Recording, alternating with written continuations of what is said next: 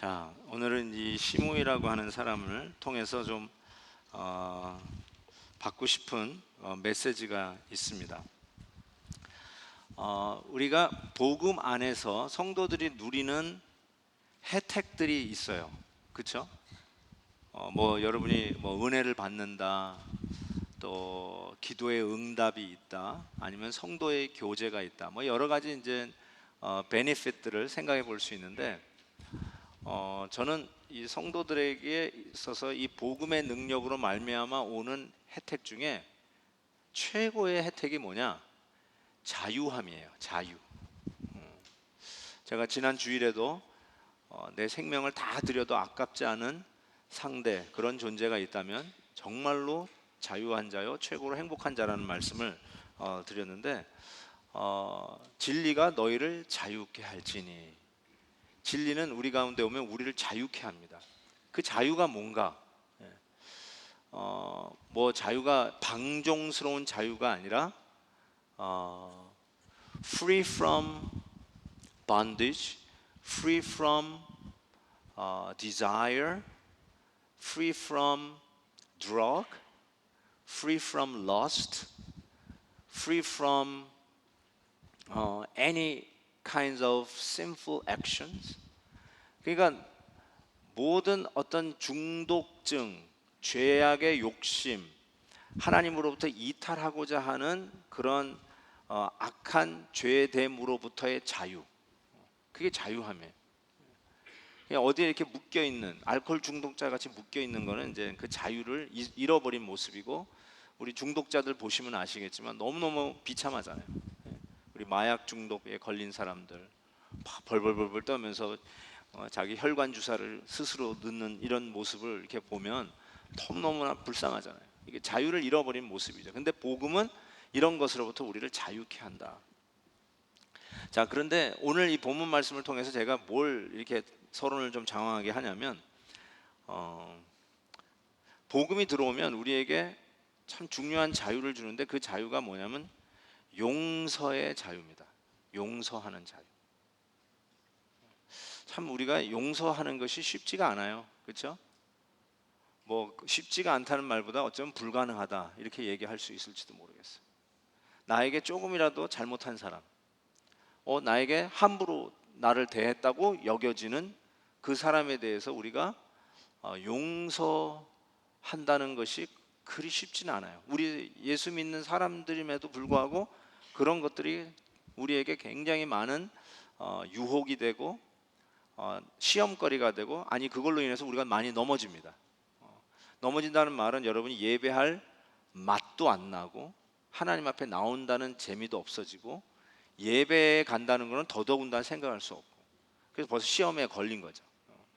그래서 이 용서라는 부분을 오늘 본문 가지고 조금 더 구체적으로 좀 생각해 보고 싶습니다. 여러분도 아시다시피 지금 오늘 본문에서 보니까 그 다윗과 그 다윗의 추종자들에게 저주하면서 돌을 던지는 이 잔당들이 있었어요. 시므이와 그 잔당들이 있었는데, 지금 열바치잖아요. 열바치는 일을 하고 있는데, 그때 다윗이 이런 얘기를 해요. 우리 아들도 나를 죽이려 하는데 놔둬라, 이런 말을 했어요. 거기서 그 아들이 누굴 것 같습니까? 압살롬이에요. 압살롬. 저는 압살롬을 이 눌룰 앞 죽일 살 놈놈, 아버지를 죽이려고 하는 아들은 압살롬입니다. 저는 그렇게 생각해요. 근데 그 압살롬이 구테타를 일으켰잖아요. 그래가지고 그 궁정에서 잘 살고 있는 왕이 결국은 부랴부랴 그냥 궁을 빠져나가는, 그것이 배경입니다. 그 전에 다윗의 가정을 조금 살펴보시면 여러분이 알다시피 이복 누이를 겁탈하는, 같은 형제인데 이복 누이를 강간하는 일이 벌어지지를 않나.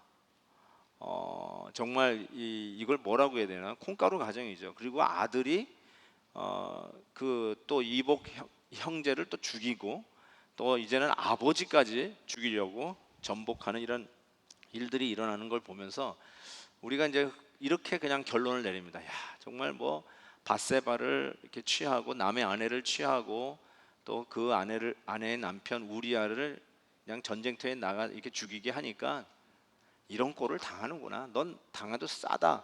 이렇게 간단하게 다윗이 지금 겪는 아픔을 그냥 이렇게 결론을 내리는 경우가 많은데, 제가 지난번에도 말씀을 드렸던 것처럼 그 밧세바와 그다음에 우리아에 대해서 그 7계명과 8계명을 범한 그 죄를 틀림없이 용서해 주셨다고 그랬잖아요.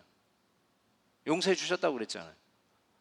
그리고 그 아들이 죽은, 그 밧세바 사이에서 낳은 아들이 죽은 거에 대해서 제가 여러분과 좀 더 깊이 메시지를 나누었는데, 그렇게 했음에도 불구하고 지금 다윗이 이런 고생을 당하는 배경을 보면서 야, 마땅히 싸다. 그 죄 심은 대로 그 결과를 얻는 것이다 라고 이야기를 간단히 하고 넘어가면 오늘 본문에서 우리에게 전달하려고 하는 메시지가 제대로 찾을 수 없다라는 생각을 해봅니다. 자, 그러면 한번 하나씩 짚어봅시다. 이렇게 거르만 아살랴하고 궁을 빠져나가는 이 다윗에게 돌을 던지는 이 시므이는 누구인가? 오늘 5절 말씀해 보니까 다윗 왕이 바후림의 이름에 거기서 누구를 만납니까? 아하, 사울의 친족입니다. 사울의 친족. 한 사람이 나오니 게라의 아들이요 이름은 시므이라. 그가 나오면서 계속하여 저주하고 완전히 그냥 막 가는 사람이에요. 죽으면 죽으리라 그냥 막 가는 사람 같아요. 좀 이렇게 입이 거른 사람 같기도 하고 이젠 될 대로 되라지 뭐 이런 인물이 아니었을까 싶기도 합니다. 그런데 이 바후림이 사울 왕이 어느 지파 왕이죠? 어느 지파에서 나온 왕이죠? 아하, 베냐민 지파에서 나온 왕이지 않습니까? 그래서 이 바후림은 베냐민 지파의 땅이었어요. 그러니까 벌써 사울 왕의 친족 정도 된다는 것을 이미 그 지역만 봐도 알 수가 있는데 또 사울의 친족이 된다고 이야기를 하고 있습니다. 그러니까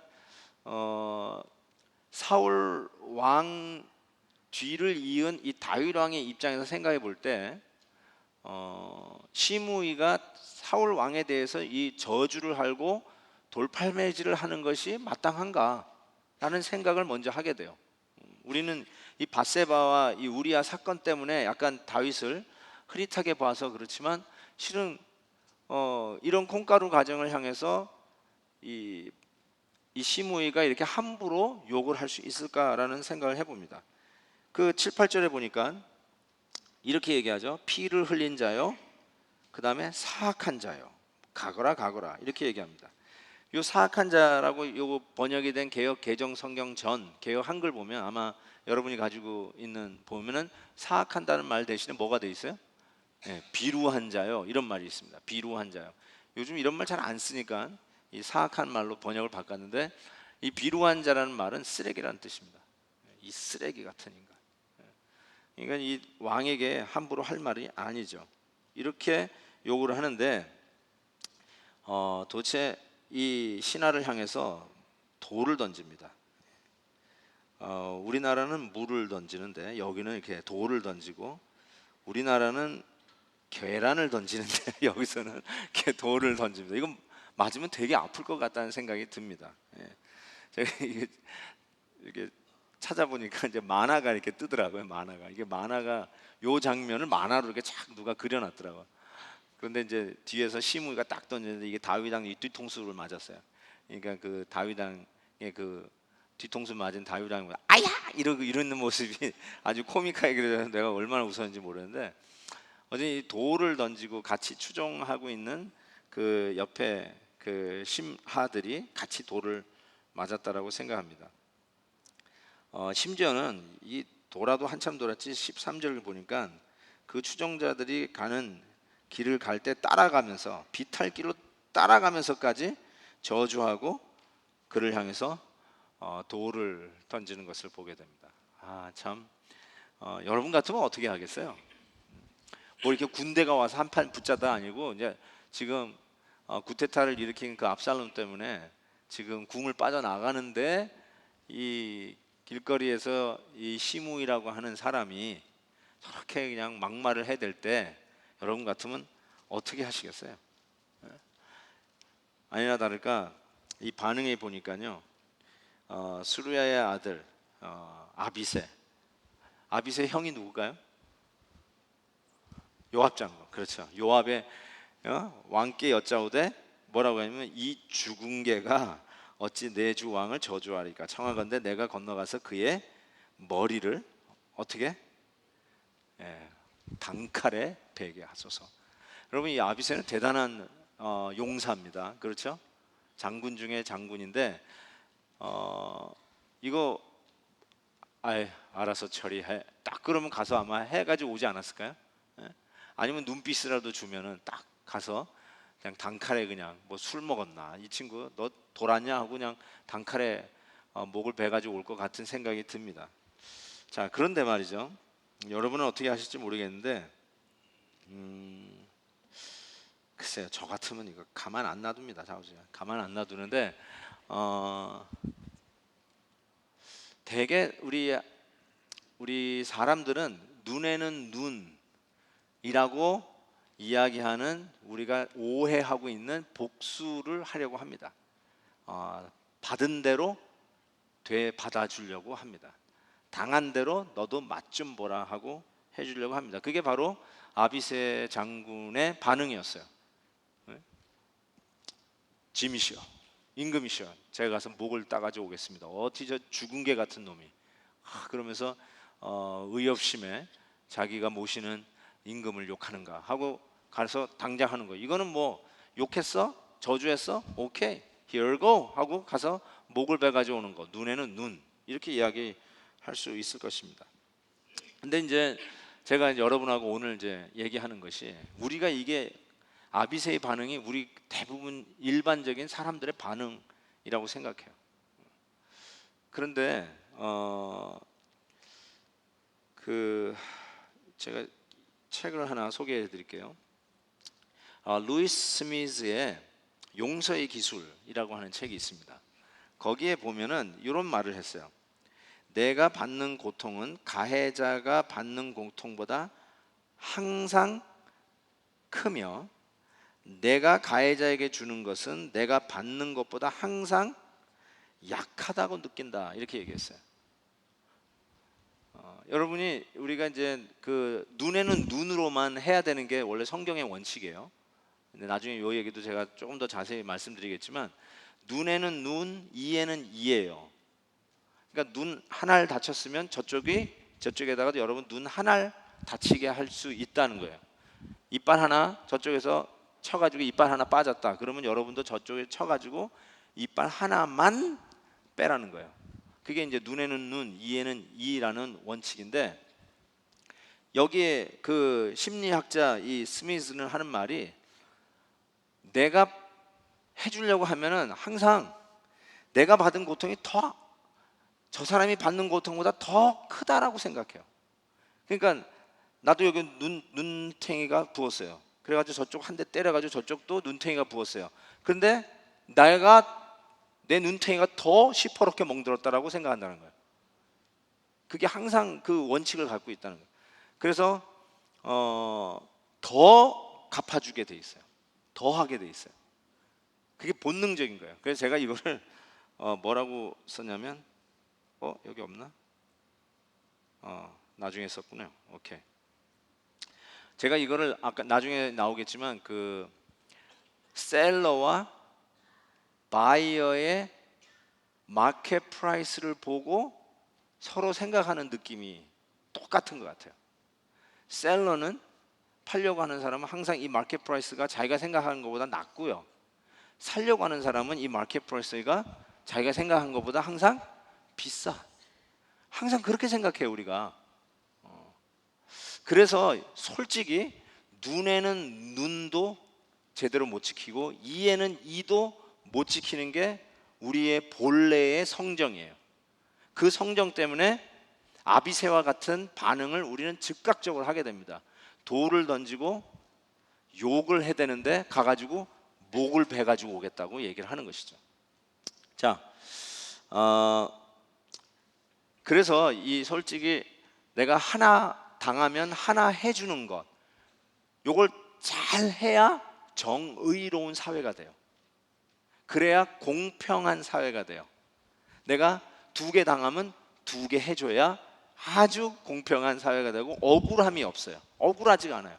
여러분, 억울한 데서는 못 살아요. 그렇죠? 부부싸움 할 때 제일 많이 나오는 말 뭐죠? 아내들이 제일 많이 하는 말? 아이고, 여기는 안 싸워봤구나. 한 번도 안 싸워봤어요? 아내들이 되게 싸우다가 보면 아이고 억울해 그래요. 아이고 억울해. 억울하면 못 사는 거예요. 그러니까 이 공평해야 살만한 사회가 돼요. 근데 아까도 얘기했죠. 눈에는 눈으로 해야 공평하고 이에는 이로 해야 공평한데 이것을 못 지킨다니까요, 우리가. 그래서 실은 성경 여기저기에 이 공평하게 하는 일들이 많이 적혀져 있어요. 한번 그냥 예를 들어볼게요. 빨리빨리 지나가 봅시다. 레위기 6장 5절 같은 데 보면 이게 좀 어떻게 된 거냐? 그 거짓 맹세한 모든 물건을 돌려보내되 곧 그 본래 물건의 5분의 1을 더하여 돌려보낼 것이니 그 죄가 드러나는 날에 그 임자에게 줄 것이요 거짓으로 증언하면서까지 자기의 것이라고 우긴 물건이든 물건은 어떻게 해요? 모두 물어내야 한다. 그는 이 모든 것을 모자람 없이 다 갚아야 할 뿐만 아니라 물어내는 물건값에 뭐죠? 얼마를 더 던져야 돼요? 5분의 1에 해당하는 값을 보태어 본래의 임자에게 갚되 속건제물을 바치는 날로 갚아야 한다. 자, 이게 뭐죠? 거짓말로 내 이웃의 물건 100불짜리를 훔쳤어요. 발각이 됐어요. 그러면 100불짜리를 돌려주는 거는 그거는 마땅한 것인데 그걸 돌려주고 이거를 페어하다라고 하지 않아요. 왜 페어하다 생각하지 않으면 벌써 심리적으로 불안에 떨었고 너무너무 힘들었잖아요. 거기에 대해서 컴펜세이션 해야 되는데 20불을 더 줘야 돼요. 거짓말을 해서 100불짜리를 다시 빼앗겼다가 다시 찾아올 때는 120불 정도 와야 공평하다고 느끼다는 거예요. 사람이. 훔쳤어요. 근데 가져가 그래 가져가. 그래서 100불 다시 찾아갔어요. 드디어 공평해졌다. 절대로 그렇게 느낄 사람이 없어요. 왜 남의 손에 물건을 대? 그러면서 심리 보상 뭐 이런 것들 그런 거 얘기를 하잖아요. 벌써. 그러니까 5분의 1 벌써 이게 성경이요 대단히 벌써 이런 문제까지 다 다루고 있다는 사실에 참 놀랍니다. 짐승을 쳐 죽이는 자는 짐승으로 짐승을 갚을 것이며 짐승을 죽인 사람은 생명으로 생명을 갚아야 하므로 살아있는 것으로 물어 죽어야 한다. 그렇죠? 개 한 마리를 몰래 가져왔어요. 그래서 그거를 해 잡수셨어요. 자, 그런데 그걸 밝혔어요. 그럼 어떻게 돼요? 예. 그러면 그냥 저기 죽은 개 하나 있지? 죽은 개 갖다 줘. 이렇게 할 수 없고 살아있는 개를 갖다 주게 돼 있습니다. 그런데 살아있는 개만 갖다 준다고 갚아진 게 아니에요. 보세요. 짐승을 죽인 자는 그것을 물어줄 것이요 사람을 죽인 자는 죽일지니 하면서 남의 짐승을 죽인 사람은 그것을 물어주어야 하고 사람을 죽인 사람은 반드시 사형에 처해야 합니다. 자, 사람을 죽이면 그 사람을 살려서 줄 수 없잖아요. 그럼 어떻게 갚아야 되면 그 죽인 사람을 잡아가지고 그 사람을 죽이게끔 돼 있어요. 생명에는 생명으로, 눈에는 눈, 이에는 이, 정확하게 아주 공평한 원칙을 세웁니다. 그런데 아까도 얘기했죠. 짐승을 보세요. 출애굽기에 보면은 도둑질한 것이 살아 그의 손에 있으면 소나 낙이나 양을 막론하고 얼마나 갚아야 되냐면 갑절을 배상해야 돼요. 그러니까 소를 잡아왔어요. 한 마리 몰래 훔쳐왔어요. 잡혔어요. 그러면 소 한 마리 주는 걸로 끝나는 게 아니라 소 2마리를 줘야 눈에는 눈이 되는 거예요. 그게 공평한 거예요. 성경이 얘기하는 적어도 그게 공평한 거예요. 자, 그런데 이제 생명은 잘 보세요. 내가 A라는 사람을 죽였어요. 잡혔어요. 그럼 이제 내가 죽어야 되는데 동물을 죽여도요. 동물을 갚아도 2배로 갚게 돼 있어요. 근데 사람을 하나 죽였는데 이걸 두 개를 잡으려면 나 말고 내 동생을 죽인다. 왜냐면 두 배로 갚아야 되니까. 아니면 내 뭐 누이 동생을 죽인다. 이게 말이 안 되잖아요. 요거는 생명은 아주 다르게, 사람의 생명은 아주 달리 다룬다는 것을 알 수가 있어요. 한 생명을 죽였을 때 그 범인을 잡아가지고 그 자도 생명은 생명으로 갚는다. 그게 페어하다고 얘기했어요. 그 옆에 있는 아버지를 죽인다든지 아니면 그 애인을 잡아 죽인다든지 이러지 않았어요. 생명은 생명으로. 그런데 동물은 두 배로 갚는데 또 물건은 20%를 더 해가지고 갚아줘야 페어하다고 그러는데 생명은 생명으로. 생명은 5분의 1을 더해서 갚는 방법이 없어요. 이게 굉장히 여러분에게 좀 이거 한번 생각해 보세요. 이걸 어떻게 갚는 게 좋은가? 나중에 얘기할게요. 레위기 27장에 보면 밭을 바친 사람이 그것을 다시 무르고자 할 때는 매긴 값에 역시 5분의 1을 더 얹어서 물어야 하고, 그렇게 하면 그 밭은 다시 그의 것이 된다.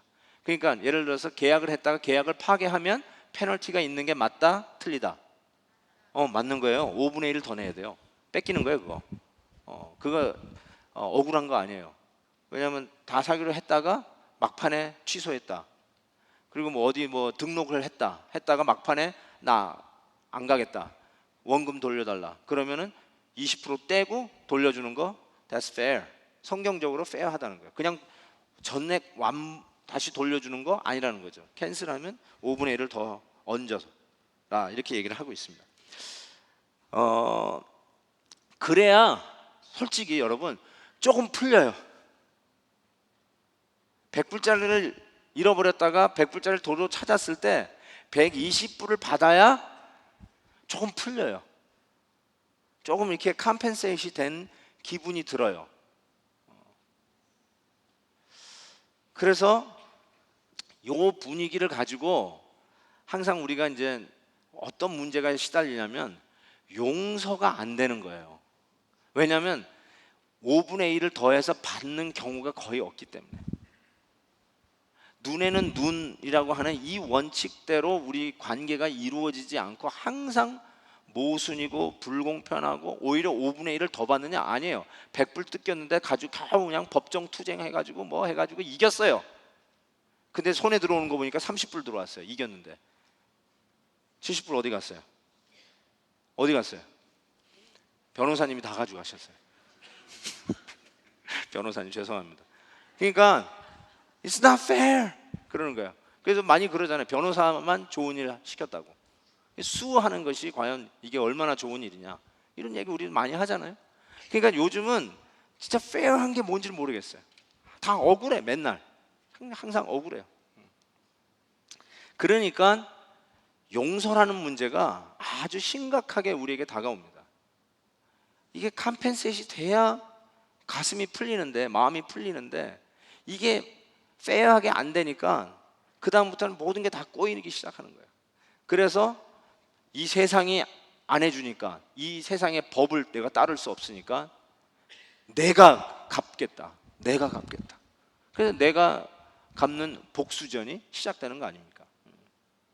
그래서 이 용서라는 것이 결국은 내가 갚겠다고 해봤는데 어떻게 돼요? 아까도 얘기한 것처럼 나는 더 갚아줘요. 당하는 입장에서는 야, 나는 50 정도 했는데 너는 나한테 100을 더 갚으라고 하네. This is not fair 해가지고 또 내가 50을 더 갚으라 해가지고 또 치는데 한 70으로 갚으니까 이쪽에서는 또 페어하다고 하는 게 아니라 너 나한테 20을 더 쳤어. 그리고 또 왔다 갔다 하면서 이게 바로 그 복수의 끊이지 않는 악의 사이클이 되는 것이죠. 그러니까 이 세상은 뒤죽박죽 살만한 세상이 되지 않고 항상 괴로운 거죠. 항상 부글부글 끓는 그런 모습이라 할 수 있어요. 제이 아담스라고 제가 신학교 때 배운 교수님이세요. 이분은 아주 참 중요한 분이세요. 이 기독교 상담학의 거봉이세요. 그냥 일반 심리학 상담자가 아니라 기독교 상담학이에요. 아주 시작 자체가 조금 틀려요. 그러니까 그 파운데이션이 좀 다릅니다. 이 secular psychology하고 이 biblical psychology가 파운데이션이 좀 달라요.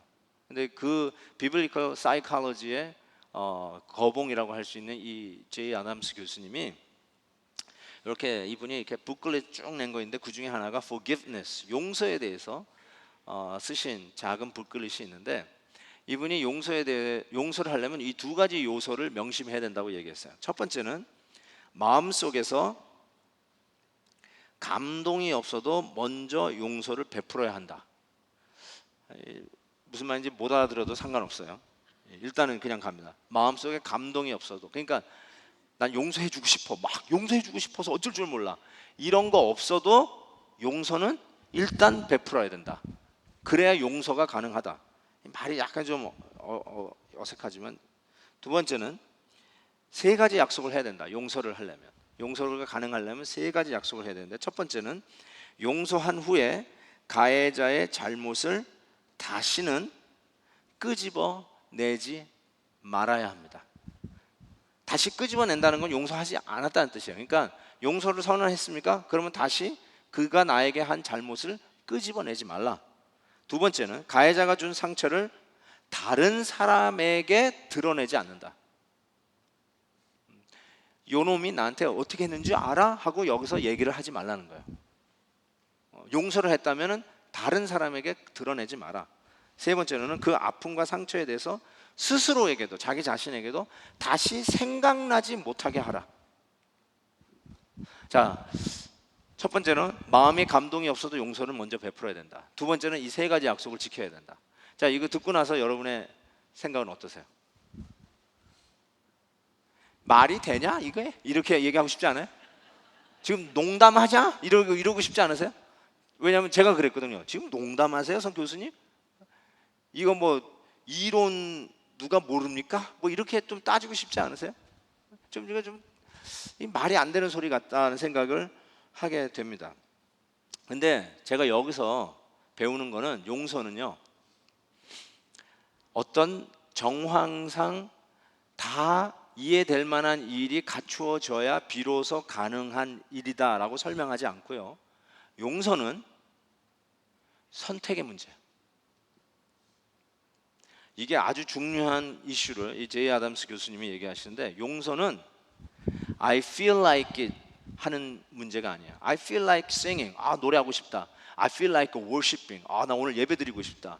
I feel like going to park, I feel like eating outside, 오늘은 외식하고 싶다. 근데 그런 뭐뭐 하고 싶다의 문제가 아니라, 이거는 decision making이에요. 나는 오늘 용서하기로 결단을 내린다. 감동이 없어도, I feel like it 하는 그런 감동이 없어도 선택의 문제라는 거예요. 그러니까 여러분이 지금 용서 안 하고 있는 그 대상이 아마 있을 거예요. 다 알아요. 난 여러분이 용서 안 하고 지금도 끙 하고 있는 사람이 있다는 거 알아요. 그런데 그 용서를 내가 왜 안 하냐면은, 여러분 수도 없이 변명을 얘기할 거예요. 쉽게 얘기해서 5분의 1을 더해서 갚지 않은 거예요. 페어하지 않은 거예요. 내가 억울한 거예요. 당했어요. 그래서 용서가 안 돼요. 그래서 꽁 하고 있는 거예요. 근데 이 성경적으로 어떤 얘기를 하고 있냐면, 그래서 용서를 못하는 게 아니라 여러분이 마음의 결정을 내리지 않아서 못한다는 거예요. 여러분이 그럼에도 불구하고 용서하기로 마음을 먹으면, 아까 얘기했던 감동이 없어도 용서를 하면 용서가 시작이 되는 거예요. 그리고 용서를 했다면 또 계속 선택의 문제예요. 드러내지 말고, 들추지 말고, 생각하지도 마라. 생각하지도 마. 생각나는데 어떡하겠어요? 맞죠? 그거는 그 다음에 따질 문제지, 일단 생각하지도 말자. 또 하나의 책이 있는데, 책 제목이 똑같아요. 똑같은데, 이것도 용서의 기술이라는 책인데, 이거는 딕 티비츠가 쓴 책입니다. 만약에 여러분이 한 권을 사신다면 요 책을 사는 게 더 좋다고, 아까 얘기한 스미즈의 용서의 기술보다 요 책이 더 나은 것 같습니다. 요 책 보면은 이렇게 돼 있어요. 용서란 네가 나를 괴롭혔으니 나도 너를 괴롭히겠다는 권리를 포기하는 것이다. 결정이죠. 이것도 디시전 메이킹을 얘기하고 있어요. 선택의 문제예요. 용서는 선택의 문제예요. 또 용서란 현재의 평온을 회복하고 미래의 희망과 삶의 목적을 되살리기 위해 과거에 받은 분노와 상처에 새로운 틀을 씌우는 작업이다. 좀 어렵나요, 말이? 이건 내가 번역한 게 아니니까. 새로운 틀을 씌우는 작업이다. 여기 보세요. 권리 포기라고 했어요. 권리 포기. 그러니까 여러분의 권리예요. 100을 잃어버렸으면 100을 찾는 게 여러분의 권리예요. 맞아요. 그리고 페어하기 위해서는 120을 찾아야 돼요. 그런데 그 찾는 거를 포기한다는 거예요. 100을 잃어버려도 I'm okay. I'm okay는 아니죠. 아깝지만 100을 포기하겠습니다 하고 결정을 내리는 것. 그게 바로 용서의 시작이에요. 아니, 그게 용서예요. 그런데 또 하나 여기서 아주 이 딕 티비츠가 한 말 중에 아주 중요한 말인데, 평온을 회복, 그 다음에 미래의 희망과 삶의 목적을 되살리기 위해서. 이게 아주 중요한 말이에요.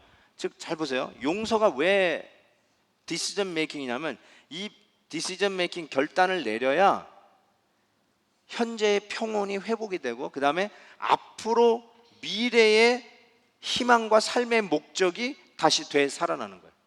그리고 심지어는 과거에 받은 분노와 상처에 대한 새로운 틀을 씌우게 된다. 이 말을 조금 제가 설명해 드릴게요. 뭐 연필 한 자루 내 짝꿍이 학창 시절 때 훔쳐갔다. 그 정도는 길게 그 상처가 안 남을 수가 있어요. 잊을 수 있고, 나중에 야 미안하다, 나 그때 너한테 연필 한 자루 훔쳐갔다라고 한 10년 20년 지나가지고 친구가 얘기하면 뭐 그게 뭐 대수냐라고 생각할 수도 있고, 기억도 안 난다라고 할지도 모르겠어요. 그런데 어떤 거는 영원히 남아요. 어떤 상처는 영원히 남아요. 부부간의 상처. 그래서 혹 이혼까지 했다면 뭐 나중에 재혼을 하시든 안 하든 간에 그거는 굉장히 오래 남습니다. 끝까지 남습니다. 아주 힘들게 남아요. 잊어버린다고 잊어지는 게 아니에요. 또 교회 안에서 믿는 분에게 장로님이든 집사님이든 돈을 빌려줬어요. 큰 액을 빌려줬는데 그걸 띄먹고 달아난 그분, 그거 오래 남습니다. 그래서 집사나 장로라는 소리만 들어도 경기를 일으키는 이런 부작용까지도 나타나게 됩니다. 제가 한번 얘기했는지 모르겠는데, 제가 그 대학 사역할 때 항상 이 바하 캘리포니아 멕시코에 단기 선교 갈 때 데리고 갔던 자매인데, 이제 전도하러, 이제 노방 전도하러 나가는데 이 자매가 못 나가겠다는 거예요. 그래서 이렇게 상담을 하다 보니까 갑자기 이제 예배를 드리면서 그냥 힛한 거예요.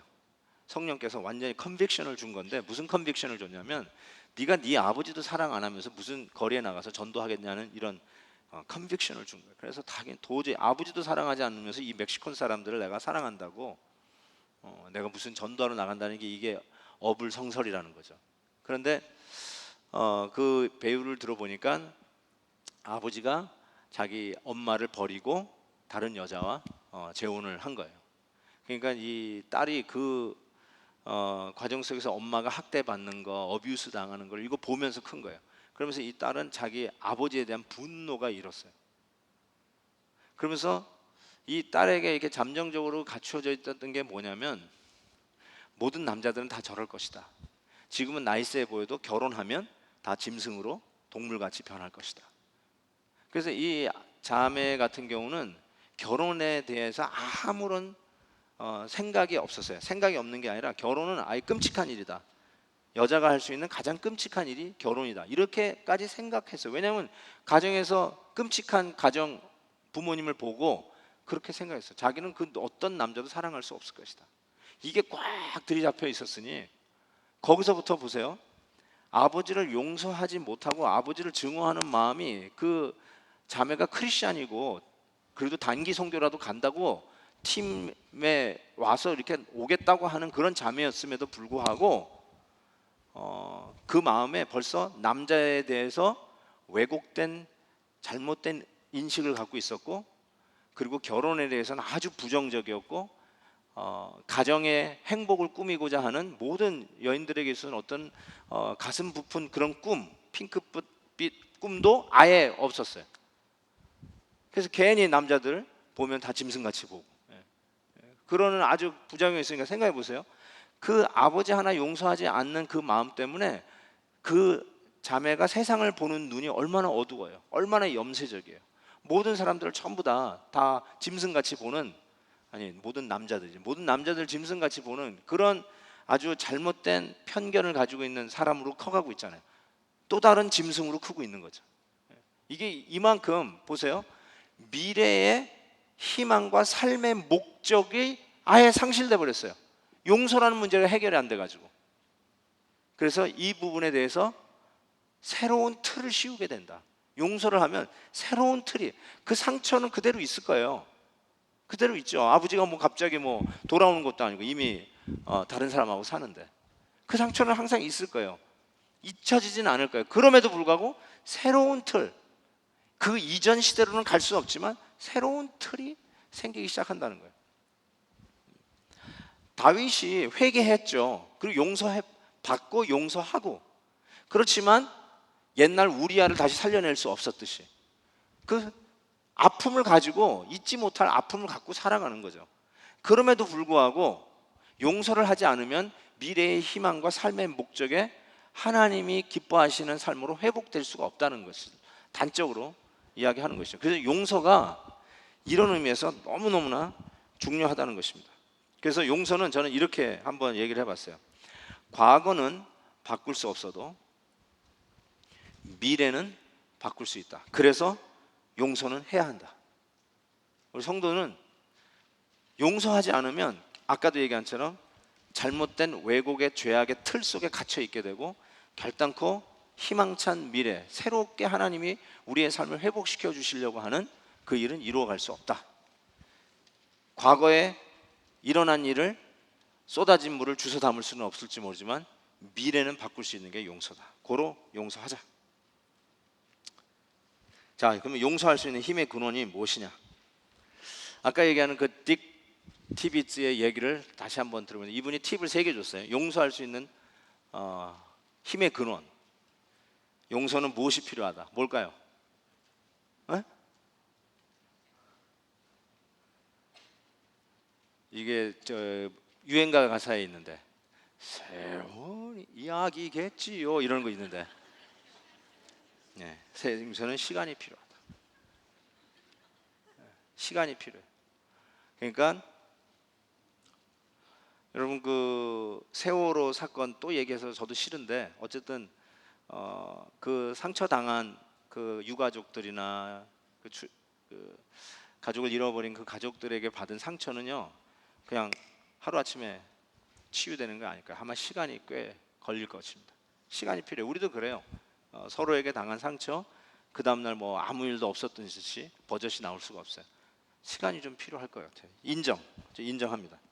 그 다음에 당신의 삶과 미래를 당신 스스로 책임지고 싶다면 지금이 용서할 때다. 어디서 힘의 근원이 생기냐면 삶의 미래를 꿈꾸고 싶다. 그러면 용서할 수 있어요.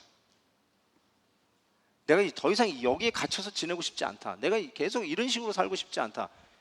딱 끊어내고 용서하고 새로운 나의 미래를 개척하고 싶다. 용서하셔야 돼요. 그 새로운 삶에 대한 그 건전한 마음이 든다. 그러면 용서할 수 있어요. 내가 새롭게 시작해야 되는 거예요. 지금 그 얘기를 하고요. 마지막으로는 자신이 이렇게 된 것이 남 탓이 아닌 자신의 생각이다. 자 보세요. 아까도 얘기한 것처럼 기쁨이 없어요. 염세적으로 살아요. 젊은 여대생이 사랑에 대한 꿈이 없어요. 가정에 대한 꿈이 없어요. 이렇게 살아가는 게 전부 다 아빠 때문이야. 우리 가정을 버리고 떠난 아빠 때문이야. 이러고 사는 게 아빠 때문이라고 사는 것이 최선의 삶이냐? 그렇지 않다는 거예요. 내가 이렇게 사는 거는 나 때문이라는 거예요. 내 생각에 잘못 박혀 있다는 거예요. 그래서 이게 내가 삶을 잘못 보고 있는 거구나. 내가 놓치고 있는 부분들, 하나님이 나를 위해서 준비하는 놀라운 축복들을 내가 놓치고 있구나. 내 생각과 내 삶의 자세가 잘못되었다는 것을 깨닫는 순간에 용서를 할 수 있는 힘이 생긴다고 이야기를 합니다. 역시 이 딕 티비츠 내 생각엔 크리스천 같아요. 예, 크리스천 같은데 제가 이제 여기서 이제 조금 더 오늘 본문 가지고 좀 더 진행해 보려고 합니다. 용서할 수 있는 진짜 힘의 근원. 아까 시간도 인정해요. 예. 미래에 대한 새로운 삶을 개척하고자 하는 의욕, 그리고 내 생각이 잘못됐다는 것에 대한 깨달음, 이것이 있으면 용서할 수 있는 힘을 얻어요. 인정. 근데 진짜 힘의 근원이 어디서 오느냐? 첫 번째로 사무엘하 10, 그 오늘 본문 10절 11절에 보면 어떻게 돼 있어요? 여호와께서 그에게 다윗을 저주하라 하심이니, 다윗이 한 말이에요. 여호와께서 그에게 명하신 것이니 라고 하고 하나님의 주권을 인정해요. 하나님의 주권을 인정해요. 이게 굉장히 중요한 말이에요. 하나님한테 모든 걸 다 뒤집어 씌우는 게 아니라 이 모든 일에 하나님이 계시다는 걸 인정하는 겁니다. 그러니까 여러분 오늘 우리 그 샌디에고에 불이 났으니까 막 오전 중에 연락이 와가지고 이제 기도를 시작하고 우리 사역자들도 같이 기도를 시작하면서 바람의 방향을 바꿔달라고. 안 그러면 집이 다 타게 생겼으니까.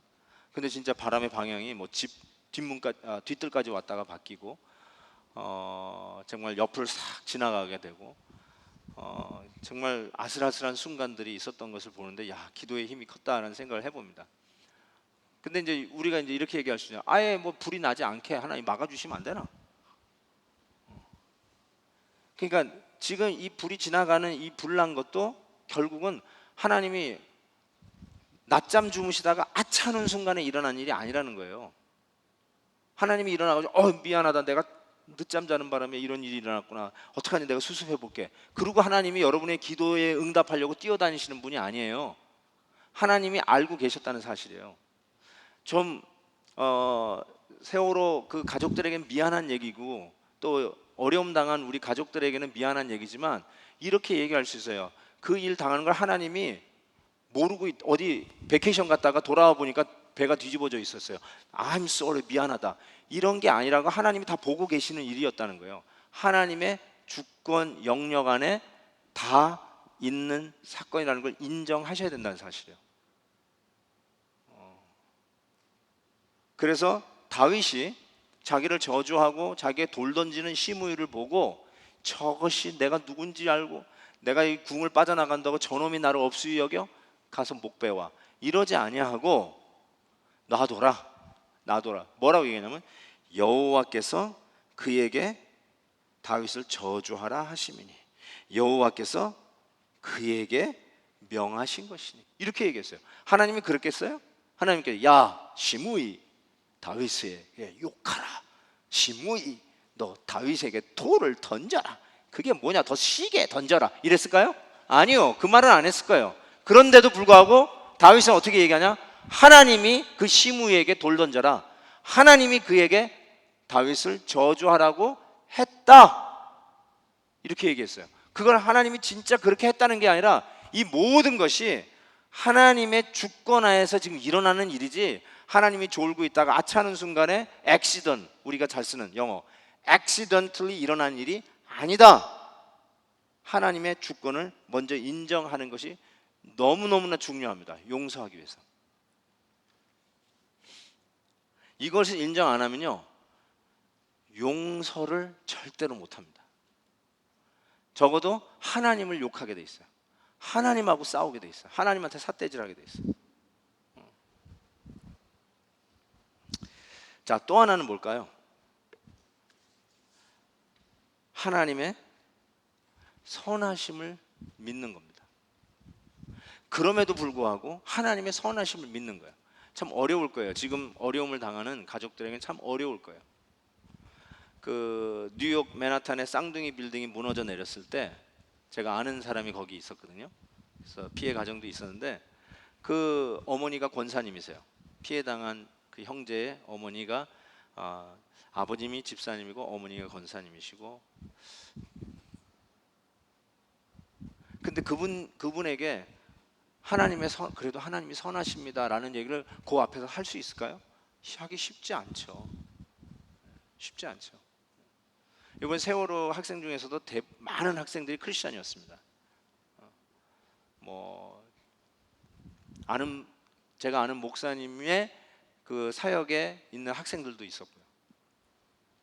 근데 거기서 하나님의 선하심에 대해서 이야기를 할 수 있을까요? 할 수 없죠. 감정적으로 이게 받아들여지지가 않죠. 그럼에도 불구하고 하나님의 선하심에 믿는 믿음이 용서할 수 있게 하는 진짜 믿음이라고 얘기합니다. 사무엘 본문 12절에 보니까 혹시 보세요. 이게 다윗이 하는 말이에요. 여호와께서 나의 원통함을 감찰하시리니. 원통한 거죠. 왜 원통해요? 야, 네가 행한 짓을 해봐라. 밧세바를 범하고 우리아를 죽였지 않냐. 네 당하는 것 잘 당하는 거다. 이렇게 얘기할 수 있는데 다윗은 원통하다고 그랬어요. 솔직히 사울 왕가에 대해서는 다윗은 무죄예요. 무비보셋 사건 기억나죠? 사울 왕가, 즉 요나단의 아들 무비보셋을 거둔 자가 다윗이었어요. 그에게 모든 재산을 돌려줬던 것이 다윗이었어요. 무비보셋을 끝까지 자기의 상에서, 임금의 밥상에서 같이 식탁을 하게 한 것이 다윗이었어요. 사울 왕가에 대해서는 정말로 정직하고, 그리고 다윗은 구테타를 일으켜가지고 정권을 잡은 자가 아니에요. 하나님이 기름 부어서 그 자리에 선 거예요.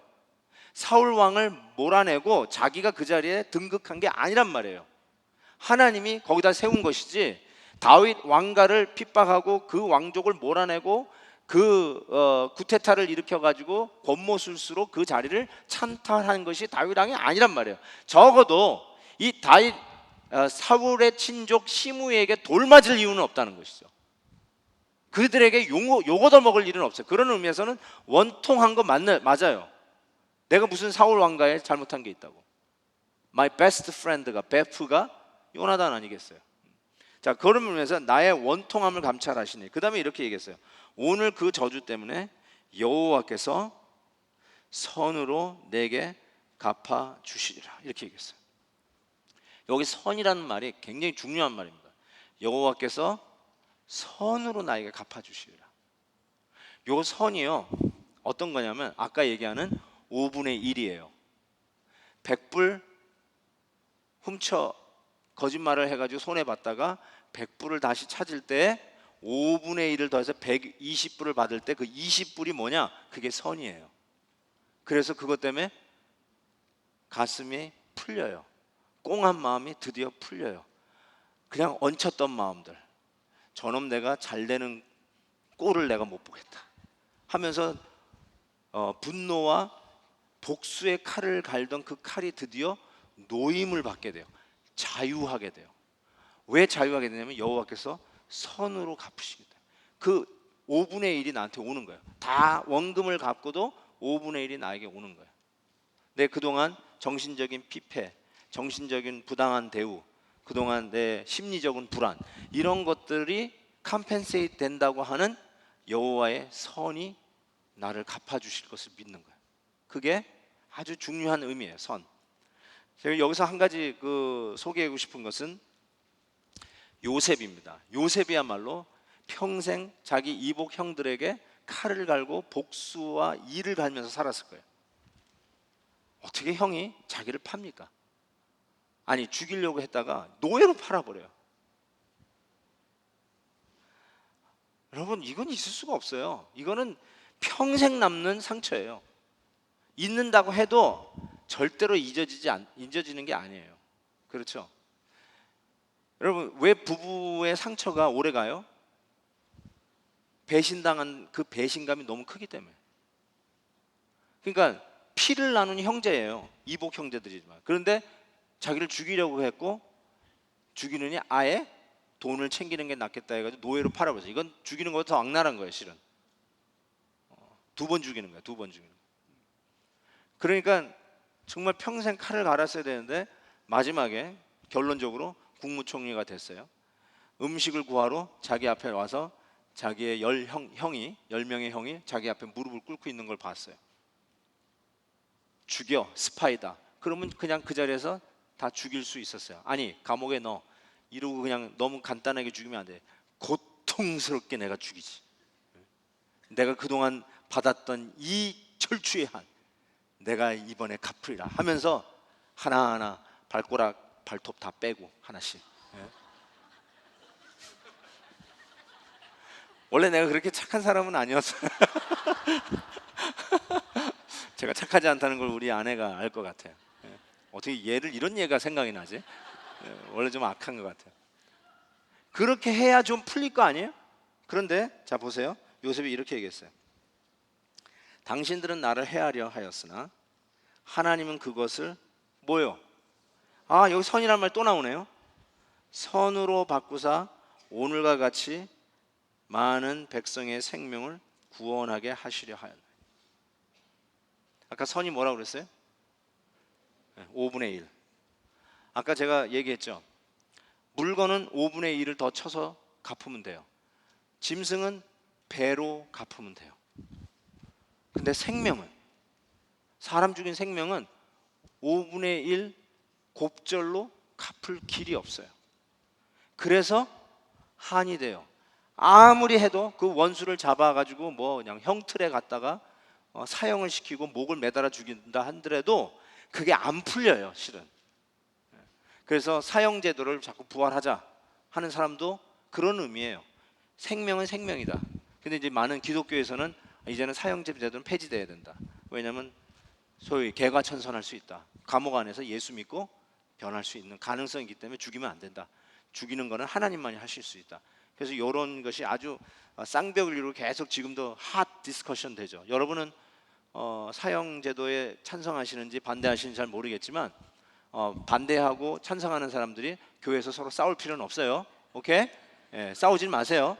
근데 당연히 그 근거는 있어요. 왜 사형제도가 있어야 되느냐? 왜 사형제도를 폐지해야 되냐? 다 나름대로의 성경적 근거가 있어요. 그러나 적어도 구약에서 이 사형제도가 있는 것을 인정하는 구약에서 생명은 생명으로 해야지 2명 잡든지 5분의 1, 뭐 5분의 1 잡는다고 뭐 갑자기 태아를 죽입니까? 뭐 어떻게 그게 말이 돼요? 안 되잖아요. 그래서 아까 얘기한 대로 It's not fair. 컴펜세이션이 안 돼요. 근데 생명을 선으로 갚는 게 뭔지 아세요? 짐작하셨어요 벌써? 맞아요. 예수 그리스도의 생명이었어요. 나 같은 죄인 하나 대신 잡아 죽이는 거 가지고는 이게 컴펜세이션이 안 돼. 그런데 하나님의 아들, 죄를 모르시는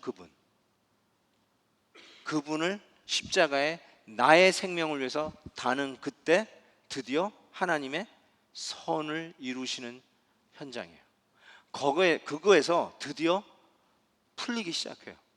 나 같은 죄인을 위해서 죄 없으신 하나님의 독생자가 죽는 십자가의 선을 보고 내 마음에 앙금이 풀리기 시작해요.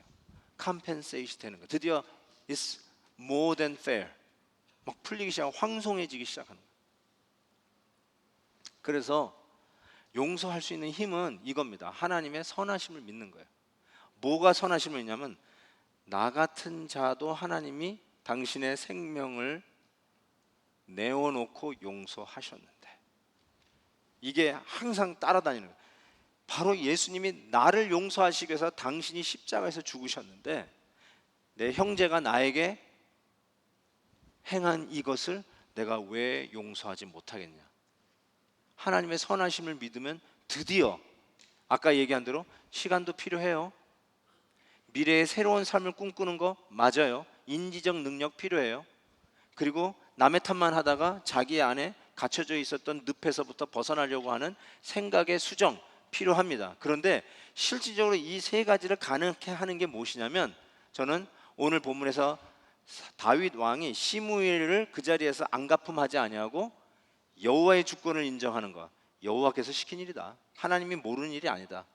두 번째, 나의 원통함을 여호와께서 선으로 갚으실 것이다. 하나님의 선을 믿는 것이에요. 이것이 비로소 용서를 가능하게 하는 것이고, 이것 때문에 예수님께서 몇 번을 용서해 줘야 됩니까? 라고 묻는 제자들에게 질문에 7번을 70번 해도 용서해라. 3~4번만 하지 마라. 7번까지만 하고 다 했다고 하지 마라. 7번을 70번, 7, 7이 45, 490번까지라도 해라. 그 말은 491번부터는 괜찮다는 것이 아니라 490까지 했어요? 490까지 할 사람이 어디 있어요? 끝까지 하라는 거죠. 끝까지 하라. 끝까지 할 수 있는 능력이 어디 있느냐? 바로 아까 얘기한 하나님의 주권과 하나님의 선하신 십자가의 선으로 갚으시는 그 하나님을 믿는다면 70번씩 7번이라도 용서할 수 있다. 우리 아이들 보니까 진짜 부모님으로부터 70번씩 7번 이상의 용서를 받고 크는 것 같다는 생각이 듭니다. 여러분 자녀들은 잘 커가지고 용서를 안 해줘도 잘 컸는지 모르지만 저는 무지무지 많이 용서해 준 것 같아요, 우리 애들.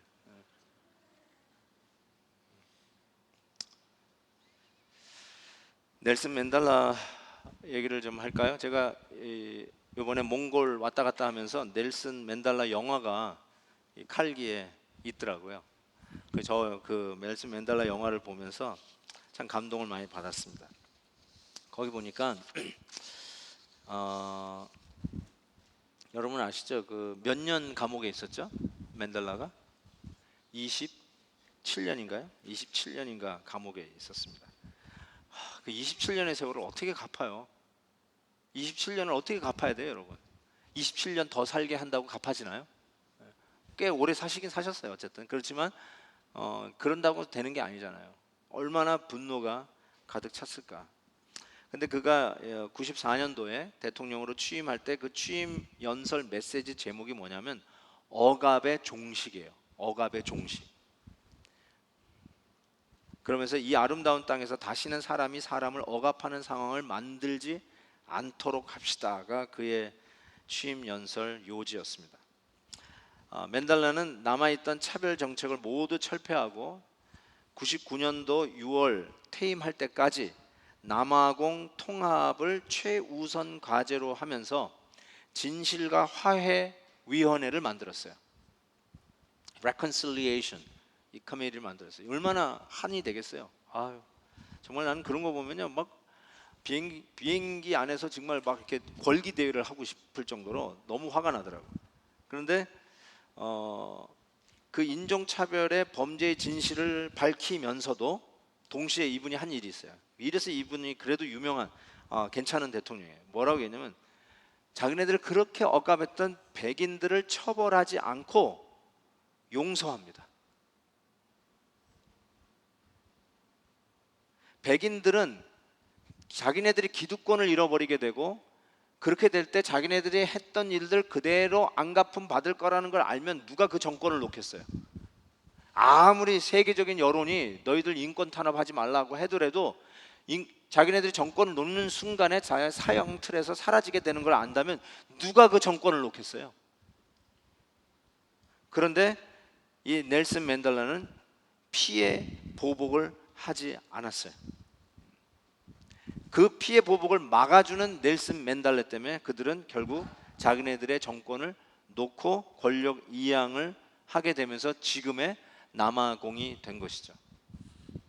정권만 바뀌면 이전 정권을 향한 복수의 칼을 휘두르는 그것이 무슨 정의를 이루는 것 같다고 생각할지 모르지만 그렇지 않고 드디어 정말 이 백인들의 그 잔혹한 그런 억압 속에서 빠져나와서 드디어 흑인들이 정권을 잡았을 때 이놈들 이제 우리 세상 왔다, 이제 너희들 좀 맛 좀 봐라 하고 칼을 뽑아오면서 정의를 위해서 이제는 우리의 한을 풀겠다고 하면서 피해 보복을 한 것이 아니라 피해 보복을 막은 대통령이 저 넬슨 맨델라.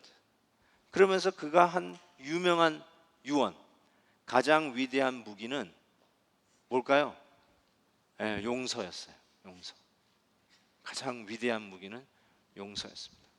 그것이 지금의 나라가 될 수 있는 정말 기가 막힌 일이었어요. 하나님은 아마 그런 것들을 우리에게 요구하시는 것 같아요. 여러분, 인생의 깊이가 깊지 않아서 사람에게 당한 게 뭔지를 몰라서 목사님이 저렇게 얘기하나 보다 라고 하시는 분도 있을 수 있고 너무 쉽게 얘기한다 라고 할 수도 있을 거고, 저 세월호 사건만 생각하면은 저는 제가 칼 들고 가고 싶습니다. 제가 가가지고 그냥 때려 부수고 싶은 그런 마음이 생겨요. 여러분들은 안 그러시겠어요? 그럼에도 불구하고 오늘 이 말씀을 통해서 어쩌면 돌 던지는 사람 정도는 나도 하겠다라고 할지 모르지만 힘이 있는 그 입장에서 그들을 향해서 용서를 선언하고 오늘 이 다윗의 모습으로 태어나는 것은 결단코 쉽지 않은 일이라는 것을 우리가 알 겁니다. 오늘 이 말씀을 통해서 다시 한번 우리의 삶에 이 말씀을 정해보고 여러분의 지금 가슴에 그냥 가슴앓이 하면서 다 붙들고 있는 바로 그분, 지금 몇 년째 용서라고 하는 이 끈을 놓지 아니하고 계속 붙들고 있는 그것, 실은 그것 때문에 여러분이 생각이 어둠에 갇혀 있고 미래가 그것 때문에 지금 왜곡되고 있고 훨씬 많은 축복을 하나님이 여러분 앞에 잔뜩 쌓아놓고 있는데 그 축복도 못 보고 있고 누리지 못하고 있는 바로 그 이유가 이 용서라고 하는 하나님의 주권과 하나님의 선하심을 믿지 못해서 그냥 내가 어떻게 하면 되갚아줄까, 언젠가는 복수할 날이 있겠지 하고 그냥 칼만 갈고 있다가 결국은 하나님의 이 축복도 다 놓치고 새로운 삶의 도전을 향해서 나아가는 이 기회를 놓치고 이 시간도 놓치고 그냥 행복하고 멋진 신앙생활보다는 mediocre 크리스천 라이프, 왜 그런 크리스천 삶을 사냐는 것이죠. 오늘 한번 하나님이 나 같은 자를 용서하시기 위해서 The ultimate son, goodness, 십자가에서 생명을 내놓으신 바로 그 십자가 사건 앞에 한번 정직하게 쓰시고 그리고 그 은혜에 푹 젖어서 한번 내가 용서 못하는 그 사람을 다시 한번 살펴보세요. 그리고도 또 안 되면 다시 또 십자가 앞에 서세요. 그분이 나를 위해서 피 흘리고 계시는 그 주님 앞에 서서 다시 감사하고 또 그분을 또 보세요. 아마 십자가의 능력으로 여러분에게 그 원한과 복수의 그 매듭을 푸시는 십자가의 능력을 체험하실 것을 믿습니다. 한번 나 같은 죄인 우리 찬양하면서 정말 우리가 용서할 수 있는 사람을 마음에서부터 드디어 for the first time decision making이에요. 선택이에요. It's your choice. 오늘 초이스 안 하고 그냥 또 가지고 가실 수도 있을 거예요. 근데 this is the time, 이 시간이에요. 결정하세요. 놓아주자, 용서하자, 잊어버리자, 다시 생각하지 말자, 누구에게 꺼내지 말자. 이제 용서를 선언하자. 내 죄를 동이 서에서 먼 것처럼 잊어버리신 하나님처럼 나에게 저 사람이 죄를 지었지만 용서하자. 그게 남편이든 아내이든 같이 피를 나눈 형제이든 아니면 한 교회에 다니는 성도이든 간에 용서하십시오.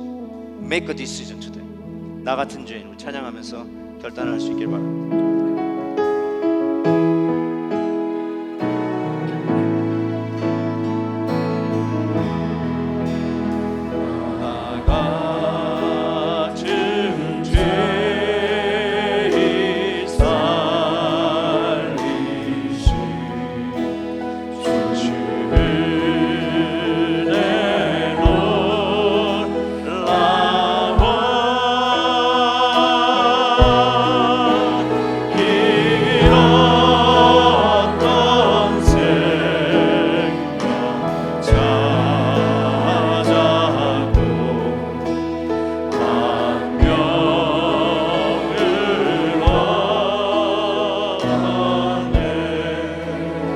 Amazing grace.